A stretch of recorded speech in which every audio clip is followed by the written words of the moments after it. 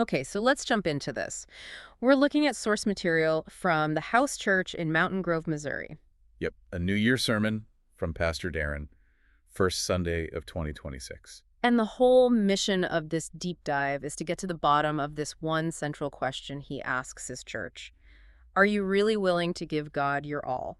It's a message that moves so fast from celebration right into this really intense challenge. It seems like the whole thing is built around one single story, this powerful Look, analogy. right, the story of Simon Peter and the miraculous catch of fish from the Gospel of Luke.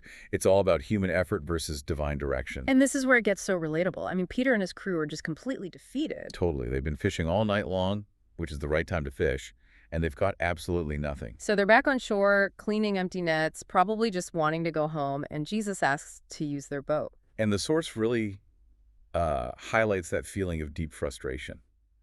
Peter is exhausted, he's failed, and then Jesus tells him to do the most illogical thing. Go back out and do it all again. Exactly, go back out into the deep water and drop the nets. After a whole night of hard work for nothing. And Peter's response, I mean, it just captures that feeling perfectly, doesn't it? He says, Master, we worked hard all night and didn't catch anything.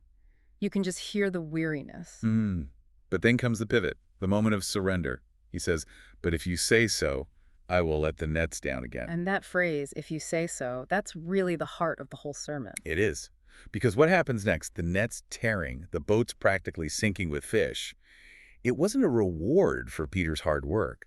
It was a result of his obedience. And Peter's first reaction isn't even joy. He just falls to his knees. Right. He feels completely unworthy. He says, oh, Lord, please leave me. I'm such a sinful man. It's this overwhelming sense of awe.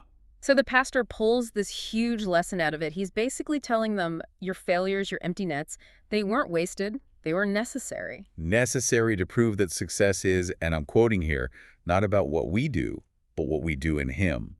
Peter had to lay down his own expertise first. Before he could get a new job description, which was, from now on, you'll be fishing for people. Which leads right into the biggest challenge of the sermon, this identity shift. Yeah, and this is where it gets very specific to the audience in Mountain Grove. He starts listing jobs like truck driver, resource officer, farmer. Things that people in a rural community would really tie their identity to.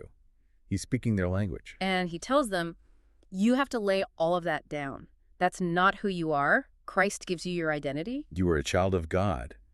Your job is just a tool you use to glorify him. He then backs this all up with scripture, right? He uses Ephesians. Yes, Ephesians 2:8-10. And it's a strategic choice. He uses it to show that surrender isn't passive.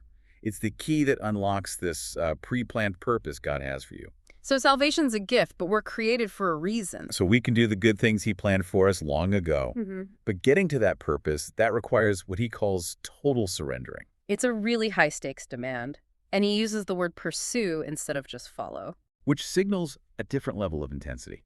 Pursuit is active, it's intimate, and he then asks for a radical physical response. He challenges the entire church right then and there to come stand at the front and resurrender everything. And to really land it, he shares his own story.